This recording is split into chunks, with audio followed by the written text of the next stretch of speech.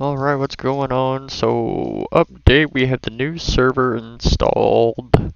A little bit of an issue on the configuration, missing 3.7 terabytes of storage right here.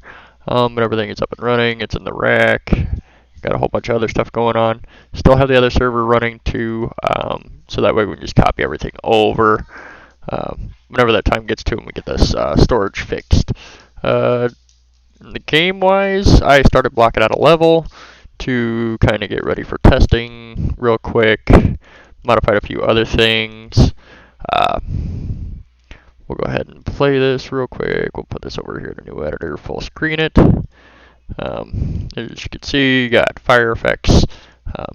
Muzzle flash is just a default one that I found and free one, and same thing with the hit, so we can change those out as we want to. Still works though. Flag component type stuff is still working. For now, I gotta hook up all the gun information to the UI. Flag taken. Added some new sounds. As you can see, the flag definitely needs Flag captured. some reworking when it attaches to the actor. This level needs to be a little bigger apparently. As you can see up in the top middle, it does score whenever you capture the flag. I'll add sprinting and stuff like that. Movement speed is a little slower than I would like, and a lot of other stuff to put back into it. Once I get the server up and running, fix a few other things, get a lot more UI going, like the menu, main menu, the server list, and stuff like that. Flag captured. We'll get into some serious testing and see if we can get some people on here, see if the server list is going to populate with dedicated servers. Because if it populates, that's going to be my main thing this week, is trying to get the server list to populate with the dedicated servers, so nobody's running their own server on their own machines like they were before. If that's the case, I mean, there'll still be an option for the people to do that that want to do that, but there should be no real reason to. Even if you do it, you'll be able to do it through the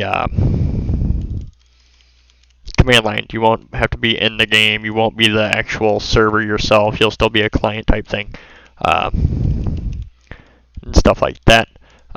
Database hopefully will be hooked up in the next week or two, so that way I can start storing statistics, start storing usernames and passwords, and setting up registration, hooking it all up to the website. Once that's done, hopefully I'll have all that stuff done in a month or so. And like I said, my ultimate goal right now is to try and get away from Steam. Yeah, I paid the money to get to it and have access to it, which I may still keep it on Steam. That way people can buy it from there as well. But for main testing reasons, I want to get it up on the website, get people downloading it, that will be able to download it when I say they can download it, basically. So basically you'll log in, I'll approve downloads for certain people and things like that.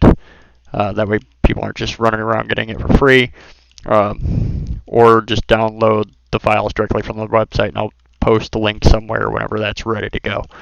So, but still lots of work to do, lots more sounds to get going on too, new characters I want to get in. This one's just kind of like it's not going to let me do that, is it? Kind of like a base character that I found as well. Nothing real special. You can see here,